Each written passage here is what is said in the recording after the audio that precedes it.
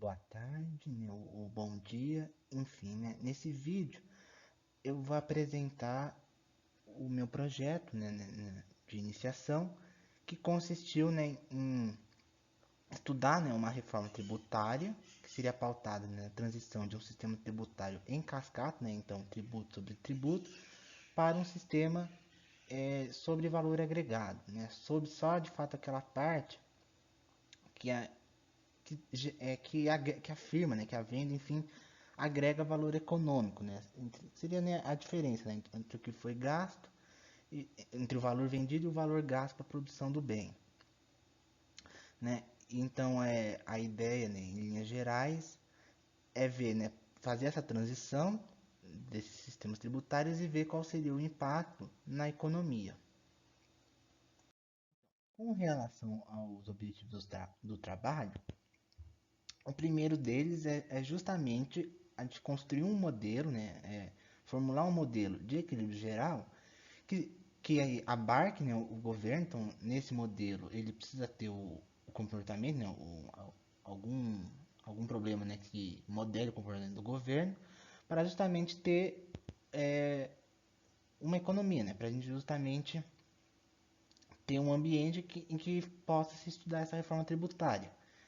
Então, esse é o primeiro objetivo, e aí, posto ele, né, construído esse modelo, a gente tem que ver, formular como é que se dá a reforma tributária dentro agora das especificações do modelo, né, calcular fazer essa reforma, né, calcular o equilíbrio antes e depois dela, verificar então o impacto que ela gerou, né, na economia, e aí feito isso, a gente agora varia parâmetros do modelo, né, parâmetros que a gente desejar, de forma a gente ter diversas assim, economias, né, economias com agentes, né, distintos, enfim, com firmas distintas, para a gente verificar em cada dessas economias, né, qual seria o impacto da reforma tributária, né, se muda, né, dependendo de qual forem as especificações, né, a calibração da economia.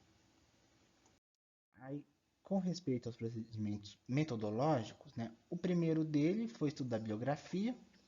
No caso aqui ela é única, né, é esse trabalho aqui, que ele já formula, né, um modelo de equilíbrio geral com o governo, então um modelo que permite, né, fazer um estudo, né, de reforma tributária, né, que já permite implementar uma reforma tributária. Então, primeiro estudou esse trabalho e aí depois construiu-se um programa de computador em Python que reproduzisse a economia especificada nesse trabalho e calculasse o equilíbrio dessa mesma economia, né? Então, calculasse o vetor, né, de preço e alocação que satisfizesse a definição de equilíbrio também posta nesse trabalho. Uma vez, né, programada essa parte, né, programou-se a parte da reforma tributária. Então, em linhas gerais, como é que ela se dá essa reforma, né? Qual que é a lógica dela? Antes dela, né, é um sistema em cascata. Então, é um sistema em que o governo vai tributar a receita das firmas, né? Não tem tributo de consumo aqui, etc. Ele só vai tributar a receita das firmas, só que ele não dá a possibilidade delas descontarem o tributo que elas pagaram quando elas comprarem insumos das outras firmas. Então, elas já pagam, né, na transação quando ela vai comprar insumo da outra firma, ela já tem o imposto embutido ali, ela também vai pagar imposto quando ela for vender os seus bens, tanto para insumo de outras firmas, né, quando o bem dela for insumo para outra linha de produção, como para consumo do agente, né? Então ela vai estar pagando duas vezes aí, né? Então a reforma ela vai fazer o quê?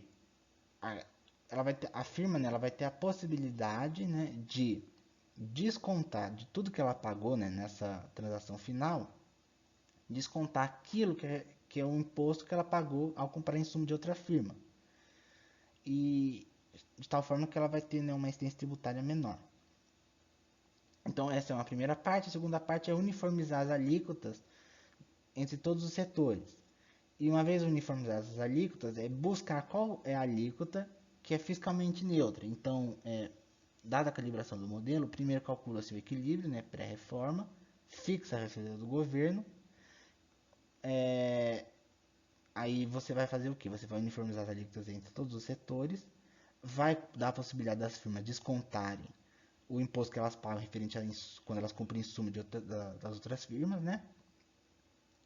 O que tende a, né, a diminuir a receita do governo, mas para não diminuir a receita do governo, você vai fazer com que essa alíquota uniforme, ela produza, né, gere a mesma receita que antes da reforma, né?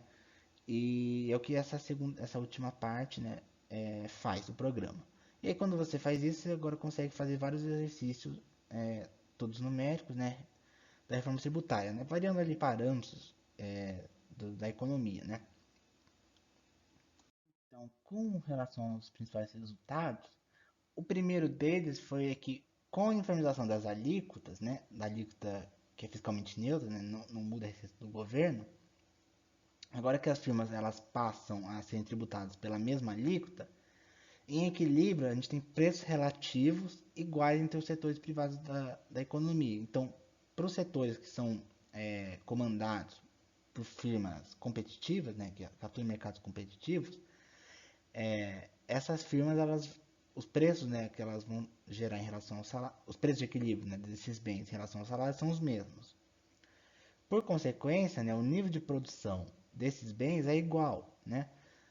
Então, você tem aqui em equilíbrio, né, os bens privados da economia eles são ofertados ao mesmo nível e ao mesmo preço relativo.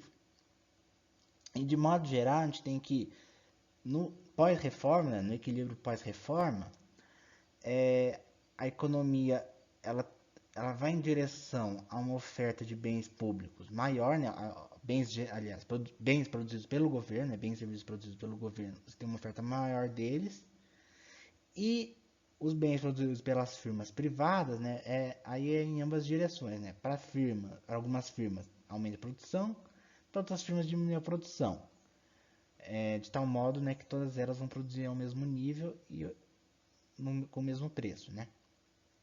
Mas aí um detalhe importante, né, é que o resultado final da reforma, ele muda, né, de acordo com os parâmetros da economia, né, isto é, dependendo de quais forem as características dos agentes, né, das firmas, né, das preferências, enfim, dependendo de quais forem, né, esses objetos, a reforma ela pode ter um resultado diferente. Então, eu vou mostrar aqui já um exemplo. Aqui no exemplo, né, é a relação do PIB. Então, qual foi o parâmetro aqui? Foi a elasticidade, consumo e lazer, né, do agente. O agente, a utilidade dele é modelado por uma CS, então ficou variando aquele parâmetro que é a elasticidade entre consumo e lazer, ficou variando esse parâmetro da utilidade, e a gente vê que conforme ele é mais negativo, né, ele pode até ser menos infinito, mas a gente pegou aqui mais ou menos do menos 1,5, né, conforme ele sai desse negativo, indo em direção ao 1, que é a cota máxima dele, né, a reforma ela tem um efeito sobre o PIB, né, cada vez menor, né, é uma curva decrescente. Então aqui para valores negativos, você tem que uma reforma, ela gera um crescimento do produto de entre 4 e 4,5% do PIB, né, entre 4 e 4,5%. Então, a reforma ela tem um efeito considerável aqui para esse valor, para esse parâmetro aqui. Mas conforme você vai pegando uma economia em que os agentes tendem a ter um comportamento em consumo e lazer mais substitutos perfeitos, né? A reforma tem um impacto cada vez menor. Então, aqui por exemplo, entre meio e 1, né, da elasticidade, a reforma tem o impacto dela sobre o PIB, né, é na casa de 0,5%, né, for pegar aqui, para menos, né, 0,05% para tendendo para baixo. Então, você vê que é um resultado, ela tem um impacto bem menor. Isso é para chamar a atenção, né, de que tem elementos na economia, né, que não estão no controle, né, do governo, de quem faz a reforma tributária, enfim, que vão ter um impacto significativo e é importante prestar atenção neles, né? Alguns obviamente têm impacto maior, outros menor, mas é importante prestar atenção neles porque como você não tem controle sobre eles, não vai conseguir alterá-los, você tem que saber que tem que ter uma estimativa razoável deles, para você ter um valor preciso, né, não exato, né, mas um valor mais apurado de quanto é que essa reforma vai impactar na vida econômica da sociedade, né? No caso aqui do PIB, né, que é uma medida popular, mas tem outras, claro. Isso é um ponto de atenção, né, que com esse exercício, né, com esse modelo, a gente conseguiu perceber. Em linhas gerais, foi esse daqui o projeto, né? Muito obrigado.